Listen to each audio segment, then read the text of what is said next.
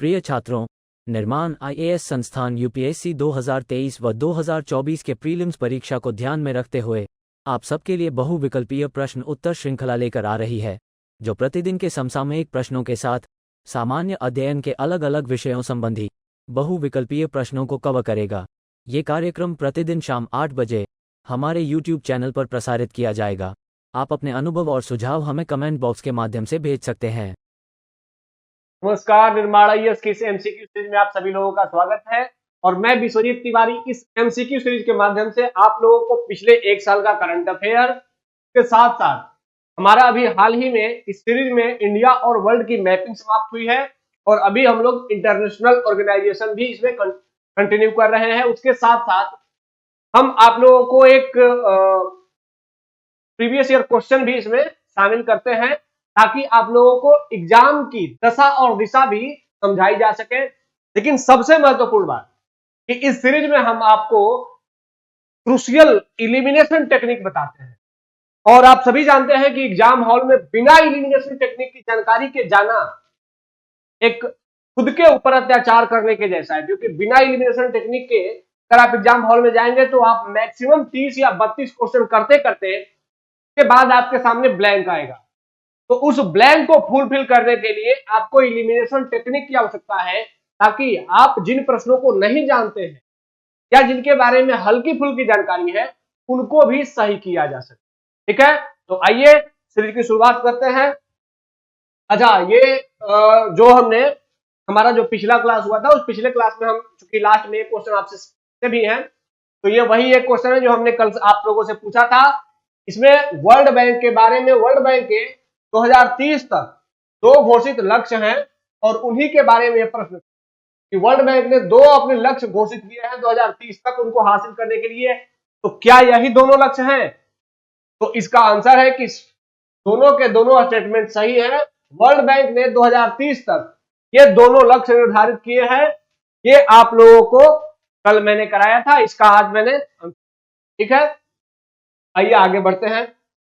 देखिए, पहला क्वेश्चन आज का है ड्रोन नियम 2021 के संदर्भ में। आप सभी जानते हैं कि हमारे यहां भारत सरकार बड़ी तेजी से उड्डयन क्षेत्र में, नागरिक विमानन क्षेत्र में काफी एक्टिवली रूप से भारत को एक सेंटर, एक हब के रूप में बनाने को प्रमोट कर, साथ ही इस क्षेत्र में जो रिसर्च और अन्वेषण है उनको भी बढ़ावा दिया जा रहा है। तो उसके साथ साथ इसी क्षेत्र से जुड़े हुए एक विभाग का नाम है ड्रोन। तो ड्रोन से जुड़े हुए प्रश्न, और चूंकि ड्रोन से हाल ही में ड्रोन के नियम भी 2021 में आए हैं और ड्रोनों के संदर्भ में भारत सरकार काफी प्रमोट भी कर रही है। और इसके साथ साथ ये भी ध्यान रखना है आपको, इंटरनेशनल स्तर पर जो रसिया यूक्रेन युद्ध हो रहा है इसमें भी 2 बहुत महत्वपूर्ण ड्रोनों ने बड़ी भूमिका निभाई है। ईरान से रसिया ने एक ड्रोन खरीदा है और उस ड्रोन की बड़ी भूमिका रही है। तो ऐसे में जब वैश्विक स्तर पर ड्रोनों की भूमिका बढ़ रही है तो भारत में भी ड्रोन बनाने, उनके संचालन के नियमों के बारे में सरकारें क्यों है, तो यहां से प्रश्न पूछ, ठीक है। तो प्रश्न क्या है कि ड्रोन नियम 2021 के अंतर्गत ड्रोन के उड़ान को स्थानीय निकाय की मंजूरी जरूरी है। अगर आपको ड्रोन उड़ाना है तो उसके लिए आपको परमिशन किसकी चाहिए? पहला स्टेटमेंट कह रहा है कि उसके लिए आपको जो वहां की लोकल गवर्नमेंट है, जो ग्राम पंचायत स्तर पर जो ग्राम पंचायत है या नगर में अगर है तो शहरी स्थानीय जो स्वशासन है उससे मंजूरी लेना जरूरी है। ठीक है। सेकेंड स्टेटमेंट, कानून प्रवर्तन एजेंसियों को नियमों के तहत एक निर्दिष्ट अवधि के लिए अस्थायी रेड जोन घोषित करने का अधिकार दिया। सेकेंड स्टेटमेंट कह रहा है कि जो हमारी कानून प्रवर्तन एजेंसियां हैं, जो जांच करने वाली पुलिसिंग एजेंसियां हैं, वे किसी क्षेत्र को अस्थायी रूप से रेड जोन घोषित कर सकती है। रेड जोन का मतलब है इस क्षेत्र में अभी कुछ समय के लिए ड्रोन को उड़ाना प्रतिबंधित। तो यह तो सेकंड स्टेटमेंट आप लोगों को फील हो गया होगा, यह तो जो कानून की प्रवर्तन एजेंसियां हैं तो कर ही सकती हैं। जैसे अगर किसी क्षेत्र में सपोज करिए कि कोई आतंकवादी घटना हो जाती तो उस क्षेत्र में ड्रोन उड़ाने पर पाबंदी लगाई जा सकती है अस्थायी रूप से, या कहीं कोई और परिघटना हो जाती है तो उस क्षेत्र में जो वहां की कानून प्रवर्तन एजेंसियां हैं वह अस्थायी रूप से ड्रोन उड़ाने पर पाबंदी लगा सकती है। ऐसा तो होता ही है और ऐसा होना भी चाहिए।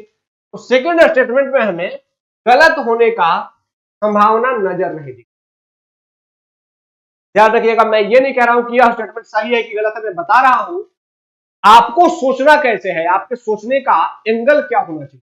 इसमें हमें गलत जैसा कुछ नहीं दिख रहा है। ठीक है। थर्ड स्टेटमेंट, अनुसंधान एवं विकास उद्देश्यों के लिए बने ड्रोन सहित प्रत्येक ड्रोन को डिजिटल स्काई प्लेटफॉर्म के साथ पंजीकृत होना आवश्यक। ये कह रहा है कि भारत में अगर आप ड्रोन बनाए हैं तो आपके ड्रोन को रजिस्ट्रेशन कराना होगा। कहां? Open sky platform. यह एक डिजिटल ओपन स्काई प्लेटफॉर्म है, यहां पर अपने ड्रोन को रजिस्टर कराना होगा, तभी आप ड्रोन उड़ा सकते हैं। लेकिन थर्ड स्टेटमेंट यही बात नहीं कहता है, कहता है कि वैसे ड्रोन जो रिसर्च के लिए मतलब अनुसंधान और विकास के लिए भी बनते हैं, उन ड्रोनों को भी परमिशन लेना होगा उड़ने के लिए। अब यहां पर देखिए, यहां पर क्या लगा दिया? एक कंडीशन। यह हार्ड फैक्ट बता दिया कि जो अनुसंधान और विकास के लिए भी ड्रोन बन रहे हैं उनको भी सॉरी उनके लिए बने ड्रोन सहित अब यहां पर इनको शामिल कर लिया गया है। तो शामिल कर लिया गया है तो यह क्या है? एक स्पेशल फैक्ट है, और फैक्ट है तो गलत होने की संभावना हो सकती। ठीक है। कह रहा है ऊपर दिए कथनों में से कौन सा सही। अब एक बात बताइए, पहले अब यहां देखते हैं पहले स्टेटमेंट। गांव में अगर आप कोई ड्रोन उड़ा रहे हैं तो क्या आपको ड्रोन उड़ाने के लिए ग्राम पंचायत से परमिशन लेने की आवश्यकता है? खुद भी सोचिए, क्या ग्राम पंचायत को इतनी पावर दी गई है कि वह ड्रोन उड़ाने के लिए कोई व्यक्ति उससे परमिशन लेता रहे?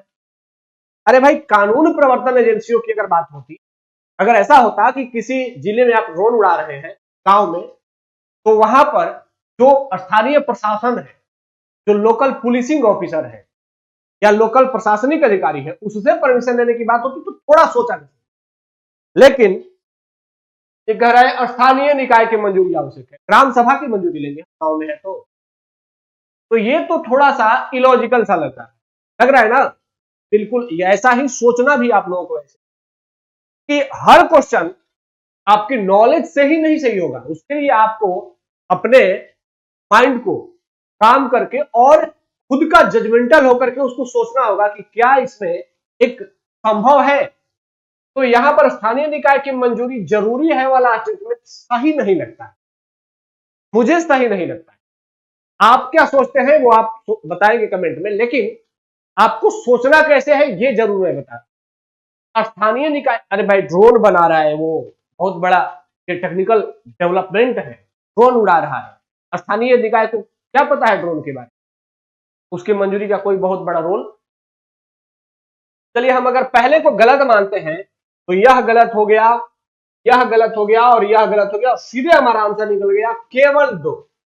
केवल 2 का मतलब है कि 3 भी गलत है। अब यहां पर सोचने के लिए आपको मौका मिल जाता है कि भाई 3 में हमें एक निश्चित फैक्ट मिला था कि जो रिसर्च के लिए ड्रोन बन रहे हैं उनको भी परमिशन लेना होगा। रिसर्च के लिए डीआरडीओ कोई ड्रोन बना रहा है, डीआरडीओ अपने क्षेत्र में ड्रोन उड़ा करके उसको रिसर्च कर रहा है, तो क्या वो जाएगा सरकार से परमिशन लेने की भैया हमने ड्रोन बनाए हैं, हमको हमारे ही क्षेत्र में यहाँ डीआरडीओ के मुख्यालय के आसपास उड़ने के लिए परमिशन दो? नहीं लेगा ना, नहीं लेगा भाई। तो जैसे ही यहाँ पर केवल 2 आया तो इसका मतलब कि 3 भी गलत है। तो अब हम जब 3 को पढ़ रहे थे तो हमें एक निश्चित फैक्ट मिला था, हमें लग रहा था कि 3 गलत हो सकता है।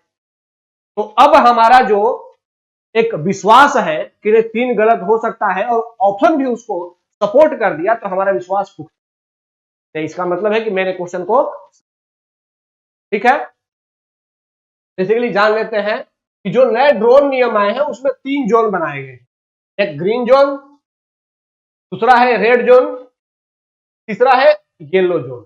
ग्रीन जोन का मतलब है कि ऐसा जोन जहां पर कि आपको ड्रोन उड़ाने के लिए परमिशन की जरूरत नहीं है, वहां पर आप आसानी से ड्रोन उड़ा सकते हैं।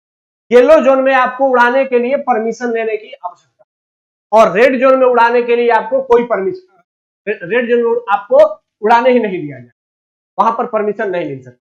तो ये 3 जोन है और ये जो परमिशन देता है वो नागरिक उड्डयन महानिदेशालय देता है।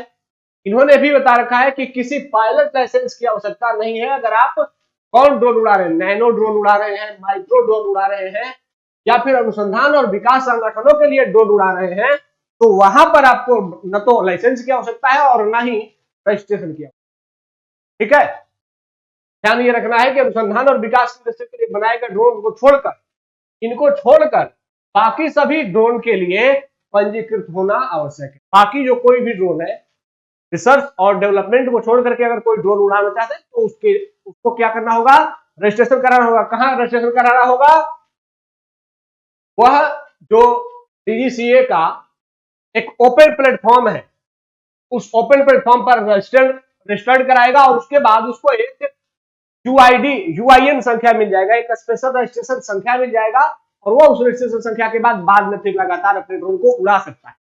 ठीक है, और इसके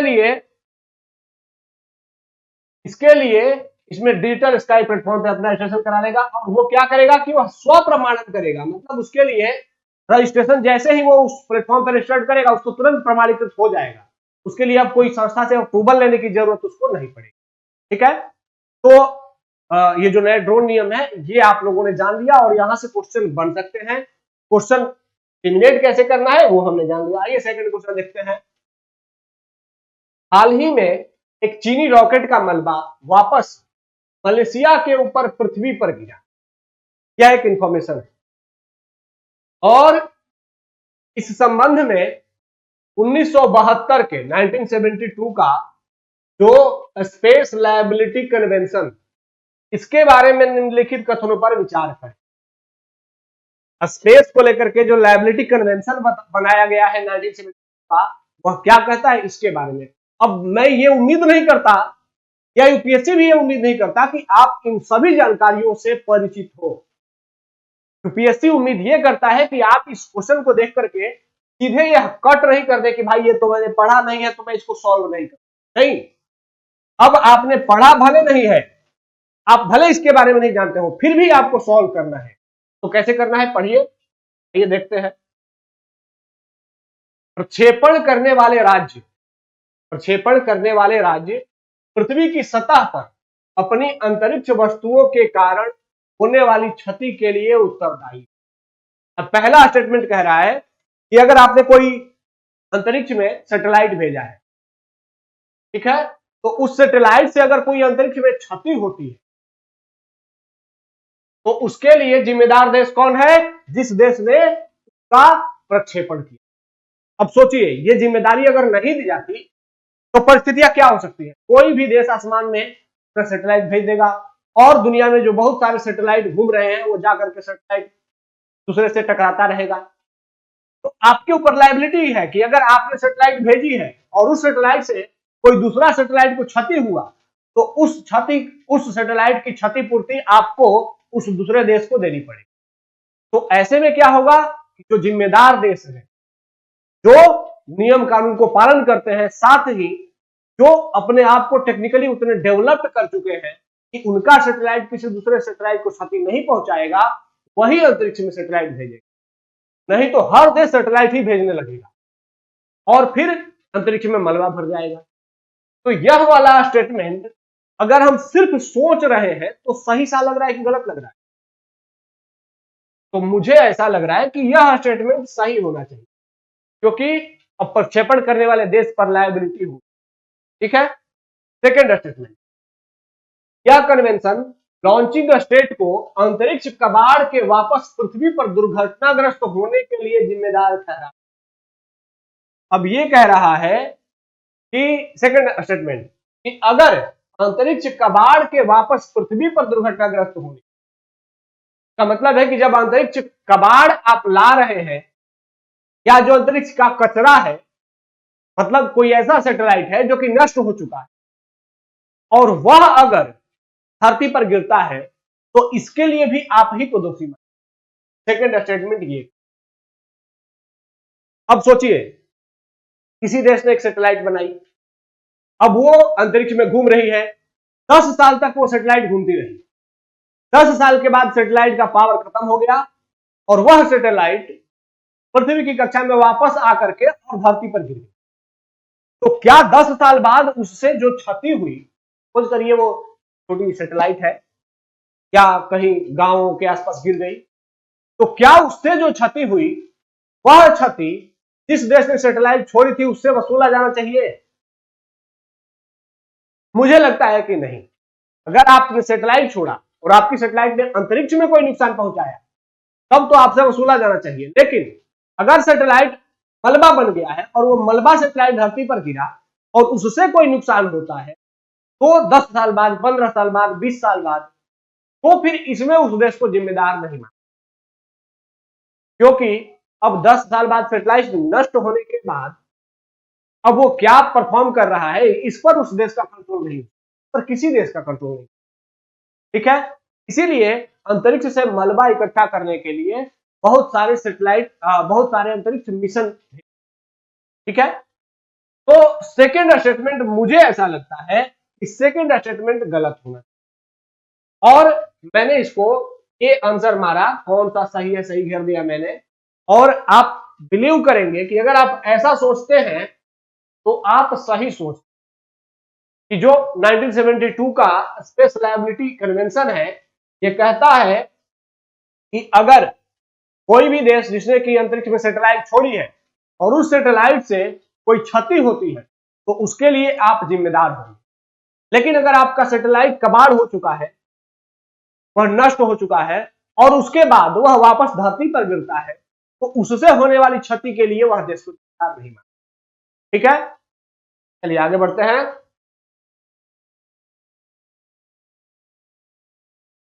अगला क्वेश्चन है, हाल ही में समाचारों में देखा गया मिशन अमृत सरोवर। अब मिशन अमृत सरोवर कितना आप लोगों ने पढ़ा है ये मुझे नहीं पता, लेकिन पढ़ना चाहिए, ये जानकारी होनी। कह रहा है कि मिशन अमृत सरोवर के संदर्भ में निम्नलिखित कथनों पर विचार करें। देखिए इसमें दो शब्द हैं, पहला है एक स्मार्ट स्टूडेंट की थिंकिंग की मैं बात कर रहा हूं, पहला है अमृत और दूसरा है सरोवर। अब इन दो शब्दों से आप आंसर निकालिएगा। मिशन का उद्देश्य देश के प्रत्येक जिले में 75 जल निकायों का विकास और कायाकल्प। कह रहा है कि प्रत्येक जिले में देश में 75 जो तालाब हैं उनको रिनोवेट करना है, उनका काया। Second statement, Bhaskaracharya national institute for space application and Jio informatics, यह संस्था इस मिशन के लिए तकनीकी भागीदार है। ठीक है, अब यहां पर एक संस्था का नाम दिया गया है भास्कराचार्य इंस्टीट्यूट। यूजुअली संस्था का नाम जो दिया जाता है मैक्सिमम केस में वो गलत होने के लिए संभावित। ठीक है, आइए थर्ड स्टेटमेंट। नीति आयोग राज्य स्तर पर कार्यान्वयन एजेंसी। अब यहां पर भी एक नाम दे दिया कि इसको इंप्लीमेंट कौन करेगा, नीति आयोग। ठीक है, अब यहां पर आप लोगों को ये जानकारी होनी चाहिए कि प्रत्येक जिले में अगर 75 तालाबों का कायाकल्प करना है तो नीति आयोग अकेले उसमें करने में नीति आयोग राज्यों के स्तर पर इंप्लीमेंटिंग एजेंसी इतनी बड़ी एजेंसी के रूप में नहीं करती। इसके लिए स्टेट गवर्नमेंट की, राज्य सरकारों की ही तो वहां तक पहुंच है। नीति आयोग हर जगह पहुंच स्थापित करने में सक्षम नहीं है, राज्य सरकारों की वहां पहुंच है। और हो सकता है अगर इतने विशाल स्तर पर इस परियोजना को इंप्लीमेंट करना है तो उसमें और भी बहुत सारी संस्थाएं पार्टिसिपेट जरूर। ठीक है, तो यहां पर है कि मिशन अमृत सरोवर, आइए इसको एक बार देख लेते हैं। आजादी का जो अमृत महोत्सव हम मना रहे हैं 75वें वर्ष में, इसी एक महोत्सव के रूप में हमने देश के प्रत्येक जिले में 75 जल निकायों के विकास के लिए एक लक्ष्य रखा है और उस लक्ष्य का नाम क्या है, मिशन अमृत सरोवर। इसका मतलब है कि पहला स्टेटमेंट सही है, सेकेंड स्टेटमेंट भी सही है, क्योंकि भास्कराचार्य नेशनल इंस्टीट्यूट को ही देश में इसको इंप्लीमेंट करने की जिम्मेदारी दी। लेकिन यहां थर्ड स्टेटमेंट नीति आयोग गलत है, क्योंकि नीति आयोग नहीं बल्कि यहां पर 6 मंत्रालय मिल करके, मैंने कहा ना ये बहुत बड़ा प्रोग्राम है, तो इसमें बहुत सारी संस्थाएं मिल करके ही इसको ग्रास रूट लेवल पे इंप्लीमेंट। अब 75 प्रत्येक जिले में 75 जलाशयों की पहचान करना कि कौन कौन से जलाशय सेलेक्ट होंगे, इसके लिए क्या जरूरी है? इसके लिए जरूरी है कि पंचायतों का सहयोग होना चाहिए।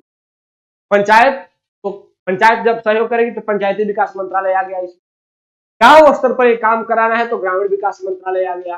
तो ऐसे ही अलग अलग मंत्रालयों की भागीदारी इसमें होगी और यह नीति आयोग के द्वारा इंप्लीमेंट, ठीक है। तो लेकिन यह पूछा जा सकता है क्योंकि अमृत सरोवर बड़े तेजी से लंबे समय से यह पर्यावरण संरक्षण के लिए किए जाने वाले प्रयासों में से एक।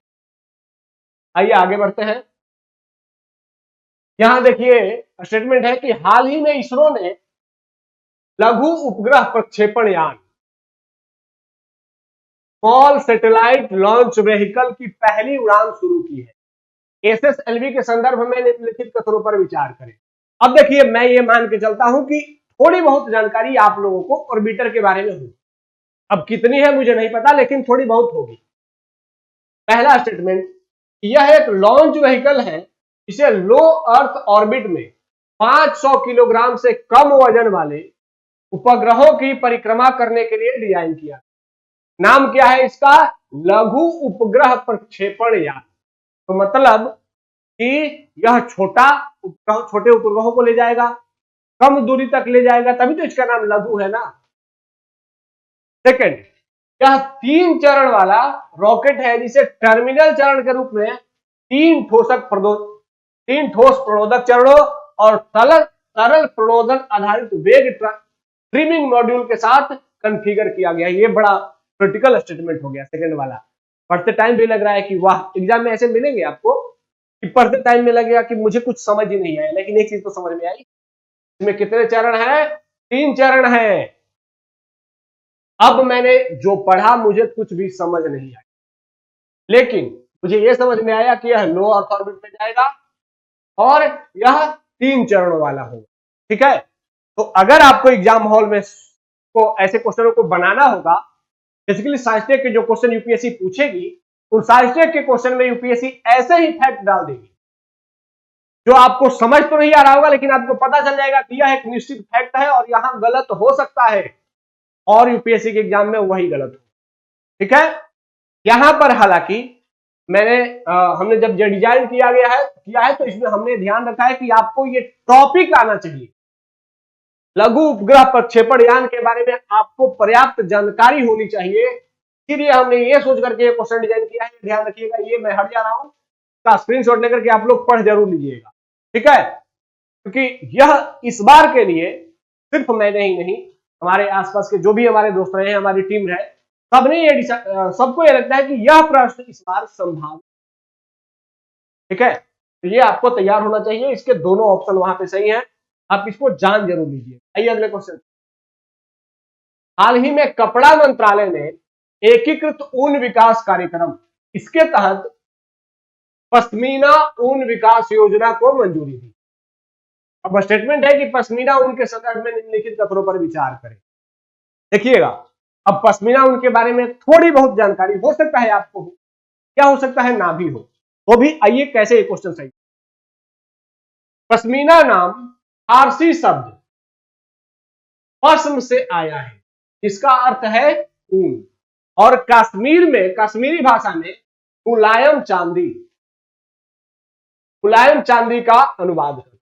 अगर आप लोग इस सीरीज से लगातार अपडेट है तो मैंने बार बार कहा है कि जब किसी एक ही स्टेटमेंट में 2 या 2 से अधिक फैक्ट मिल जाए तो समझ लीजिए कि यूपीएससी ने वहां पर खेल कर दिया है। इसका मतलब है कि उन 2-3 फैक्टों में से कोई एक फैक्ट निश्चित रूप से गलत होने वाला है, ठीक है। तो यहां पर 2 फैक्ट हमें दिखे। फारसी शब्द पश्म से आया है, पश्मीना, तो क्या ये फारसी शब्द है? अरबी भी हो सकता है, उर्दू भी हो सकता है, लेकिन यहां पे लिखा है फारसी शब्द। दूसरा कि कश्मीरी भाषा में इसका मतलब क्या होता है? मुलायम चांदी। तो क्या इसका नाम कश्मीरी भाषा में इसका अर्थ मुलायम चांदी ही है? सोचना है यहां पे। सेकंड, चंगथंगी बकरी ये पश्मीना ऊन का स्रोत है। अब चंगथंगी बकरी स्पेशल बकरी है। अब आप इसके बारे में कितना जानते हैं मुझे नहीं पता। सेकंड स्टेटमेंट चलिए, एक फैक्ट है चंगथंगी बकरी, यह गलत हो सकता है। थर्ड में, यह लद्दाख क्षेत्र के खानाबदोश चांगपा लोगों से निकटता से जुड़ा हुआ है। और यहां पर नाम दे दिया कि लद्दाख में चांगपा जनजाति इसको पालती है। क्या कहा मैंने कि आपको कितना आता है इससे सिर्फ प्रश्न सही नहीं होते, बल्कि आपको कितनी समझदारी है इससे प्रश्न सही होंगे।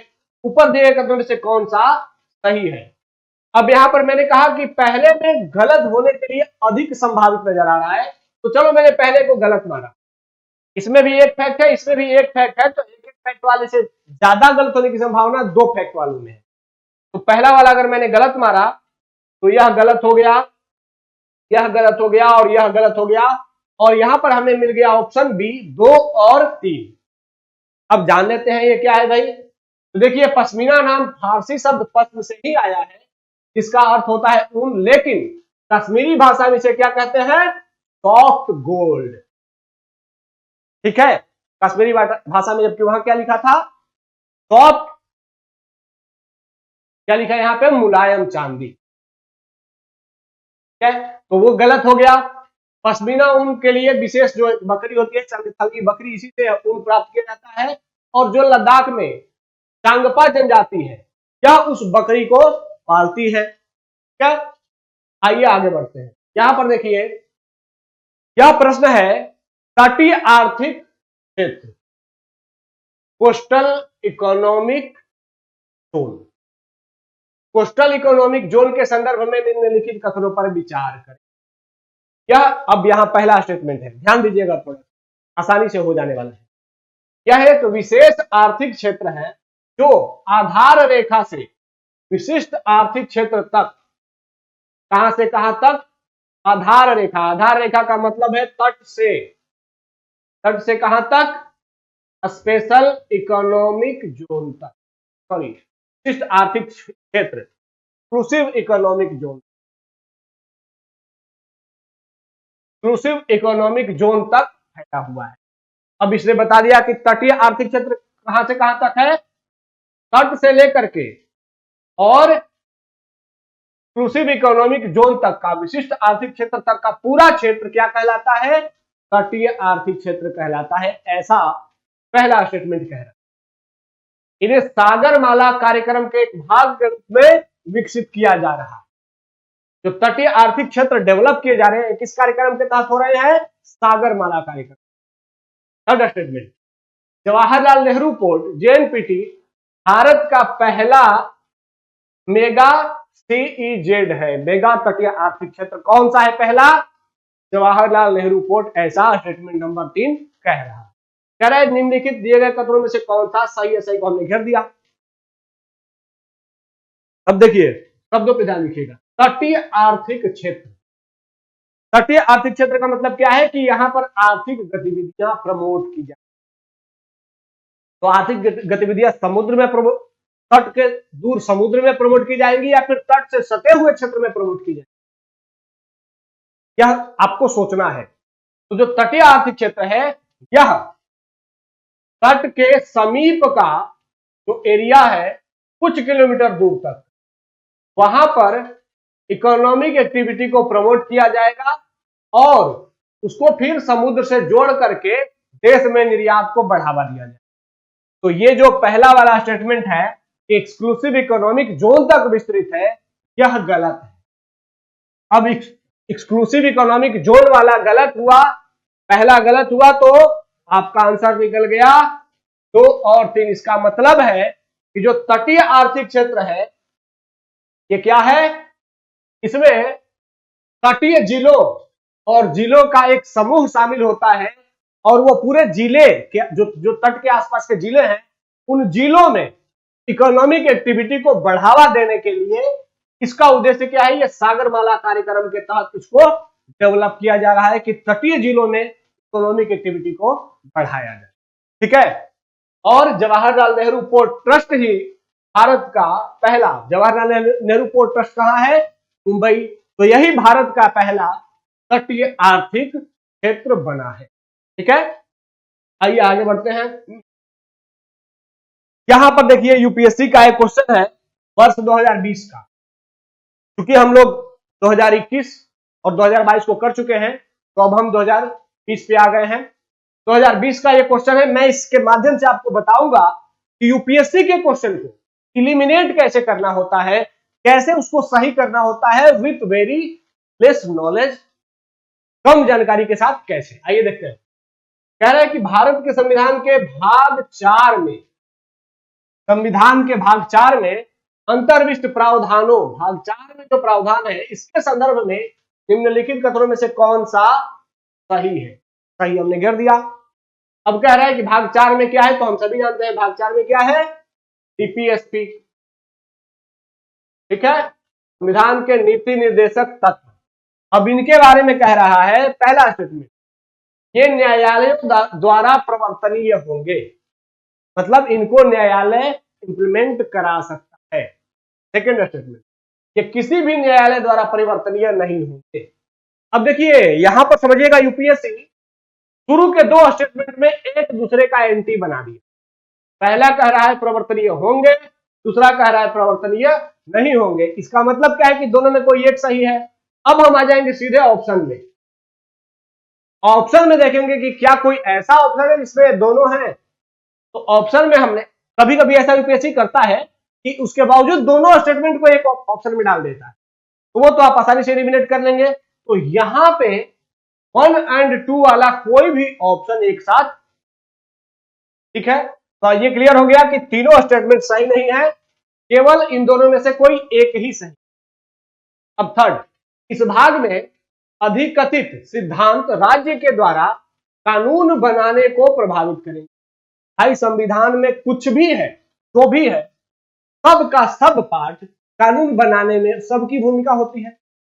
अब राज्य जब भी कानून बनाता है तो संविधान में जो लिखा गया है, चाहे वो फंडामेंटल राइट में हो, मूल अधिकार के बाहर हो, डीपीएसपी में हो या अन्य भी कहीं हो संविधान, तो उससे उसको ध्यान में रखते हुए कानून बनाता है कि वह उसका उल्लंघन न हो। ठीक है, तो यहां पर नियम जो राज्य बनाएगा, वह भाग में जो सिद्धांत दिए गए हैं वो राज्यों के द्वारा कानून बनाने को प्रभावित करेंगे। ये स्टेटमेंट तो निश्चित रूप से सही होगा। सही होगा, तो 3 तो निश्चित रूप से सही होगा। इसका मतलब यह गायब हो गया, यह गायब हो गया। अब 3 दोनों में है, लेकिन 1 और 2 में से कोई एक लेना है। तो इतनी तो जानकारी हमें है ही कि डीपीएसपी को न्यायालय इंप्लीमेंट नहीं करवा सकता। नहीं करवा सकता तो क्या इसका मतलब हुआ कि पहला स्टेटमेंट गलत हो गया, तो 2 और 3 आंसर हो गए। देखिए पॉलिटी के क्वेश्चन कितने आसानी से सही हो जाते हैं। यूपीएससी पॉलिटी के क्वेश्चन बहुत टफ नहीं देता है, लेकिन यूपीएससी पॉलिटी के बहुत सारे क्वेश्चन देता है, 18 से 20, कभी 22 भी देता है। तो ऐसे में अगर आप लोग अपनी पॉलिटी की तैयारी पर पर्याप्त समय देंगे तो आपके क्वेश्चन अधिक से अधिक सही होने के लिए संभावित होगा। तो इसीलिए अपने पढ़ाई में जब आप टाइम फिक्स कर रहे हो कि किस सब्जेक्ट को कितना टाइम देना है, तो उसमें टाइम देते समय यह जरूर ध्यान रखें कि जहां से मैक्सिमम क्वेश्चन पूछे जाते हैं उस सब्जेक्ट पर आपका ध्यान, उस सब्जेक्ट पर आपका टाइम अधिक। तो पॉलिटी के क्वेश्चन आसान भी होते हैं और यहां ज्यादा क्वेश्चन भी पूछे जाते हैं, इसीलिए पॉलिटी के लिए पर्याप्त टाइम आपको देना चाहिए। ठीक है, आइए अब आते हैं इंटरनेशनल ऑर्गेनाइजेशन से। इंटरनेशनल ऑर्गेनाइजेशन का पहला क्वेश्चन है, आर्कटिक परिषद के संदर्भ में निम्नलिखित कथनों पर विचार। ठीक है, आर्कटिक परिषद ओटावा घोषणा द्वारा 1998 में स्थापित एक उच्च स्तरीय अंतर सरकारी निकाय है। यहां पर देखिए पहले स्टेटमेंट में 2 फैक्ट मिले, एक तो ओटावा घोषणा और दूसरा 1998 का।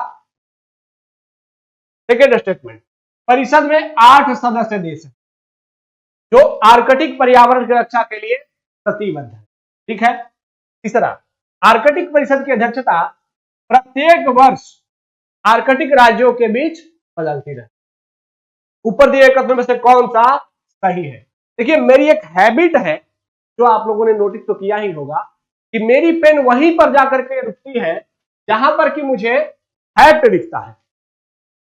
जब फैक्ट मुझे दिखता है तो दूसरी बार जब मैं इस क्वेश्चन को देख रहा होता हूं तो मुझे पूरी लाइन पढ़ने की जरूरत नहीं होती है, मेरी आंखें सिर्फ वही देखती हैं जहां पर फैक्ट।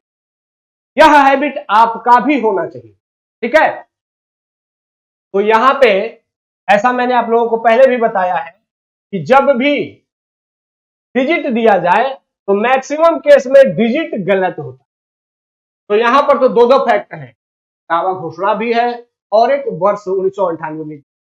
अब मैंने क्या कहा है आप लोगों से कि जहां अगर तीनों स्टेटमेंट में से किसी एक स्टेटमेंट में एक से ज्यादा फैक्ट है और बाकी दोनों में एक एक फैक्ट है, तो जिसमें ज्यादा फैक्ट पूछे गए हैं उसके गलत होने की संभावना, ठीक है।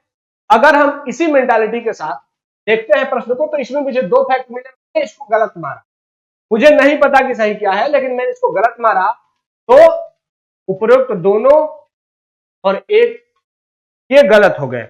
अब मेरे पास ऑप्शन है कि या तो इनमें से कोई सही नहीं है या केवल दो सही।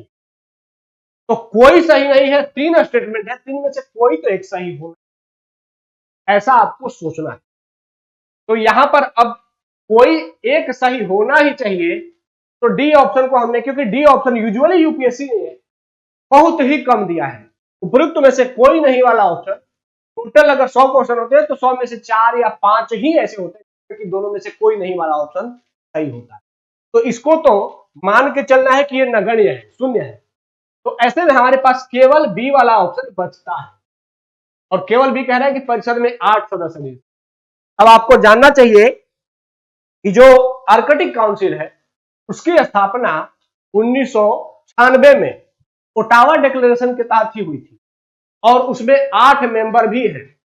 तो वर्ष 1998 गलत होकर के 1996 हो गया है, इसीलिए यहां पर यह स्टेटमेंट,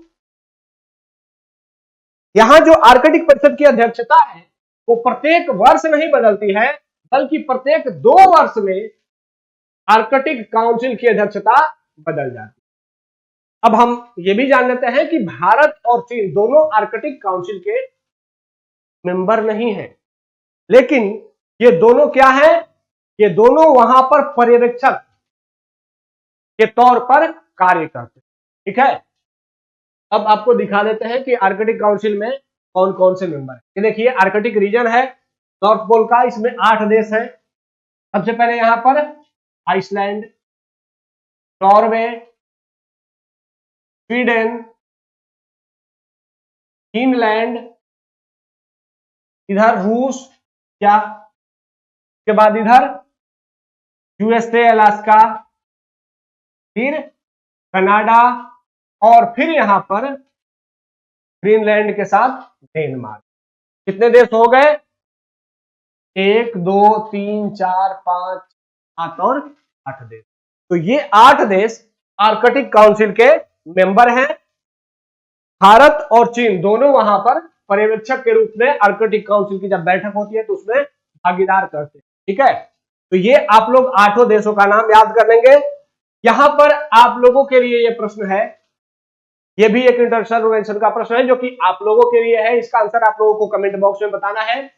प्रश्न है, एशियन इंफ्रास्ट्रक्चर इन्वेस्टमेंट बैंक के संदर्भ में निम्नलिखित कथनों पर विचार करें। पहला स्टेटमेंट यह है कि बहुपक्षीय विकास बैंक, इसका मुख्यालय कहां है? शंघाई में है। भारत आईआईबी द्वारा वित्त पोषित बुनियादी ढांचा परियोजनाओं का सबसे बड़ा लाभार्थियों में से एक है। कह रहा है भारत इस बैंक से सबसे अधिक लाभ प्राप्त करने वाले देशों।